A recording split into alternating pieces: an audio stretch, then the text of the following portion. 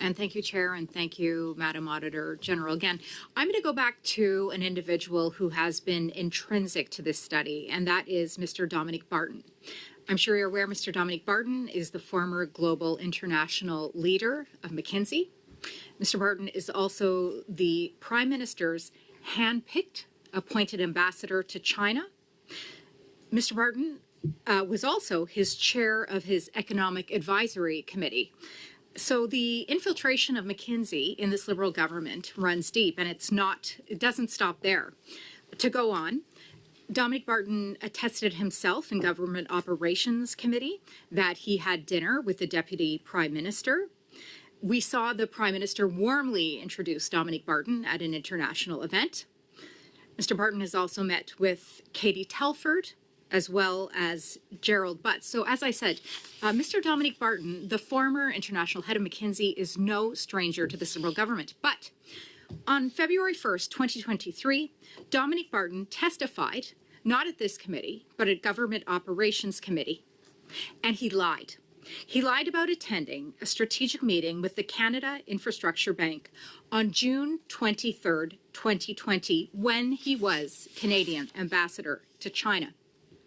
And today is confirmed in your report that the Canada Infrastructure Bank received not one, not two, but 3 contracts from McKinsey, with McKinsey. So, Madam Auditor General, my question to you is, on what dates were each of these 3 contracts awarded to McKinsey? I'm going to have to get back to you on the specifics of dates. I don't have that level of information on all 97 contracts at my fingertips today. Okay.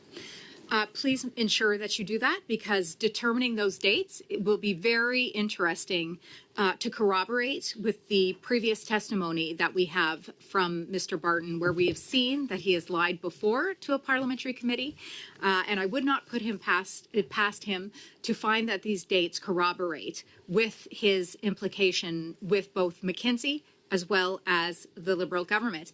I also think it's important to point out, you mentioned in your report the SDC and defence wait times of 1 year. I can't help but wonder if Mr. Barton's implication has something to do with that as well as the contracting chains. And with that, I'll pass my time over to Mr. Caputo. Thank you, Ms. Kuzi, and thank you for being here. Madam Auditor General, I want to direct your attention to 7.46 and 7.47, those paragraphs in your report, speaking about cybercrime. Specifically, I want to ask you about the fact that it appears that the CRTC had seized devices in relation to an anti-spam investigation. And on those devices was evidence of another offense unrelated to the anti-spam investigation. Am I correct so far? Yes, you're correct in that the CRTC seized devices as they were investigating an allegation against the anti-spam legislation. During that investigation, they uncovered that a law enforcement agency had a criminal investigation ongoing. I do not know the nature of that criminal investigation. So it was a separate criminal investigation, and the CRTC provided digital evidence to the law enforcement organization. And the CRTC was then made aware that the police were going to be applying or had applied for a search warrant, and a search warrant would be coming. In the meantime, they stated that the data had been deleted off the devices. In other words, they went to the owner of those devices, the CRTC did, knowing a warrant was coming, asked for permission, received permission, and then deleted evidence from devices that the RCMP were going to seize pursuant to a warrant before the police obtained the warrant. Is that accurate?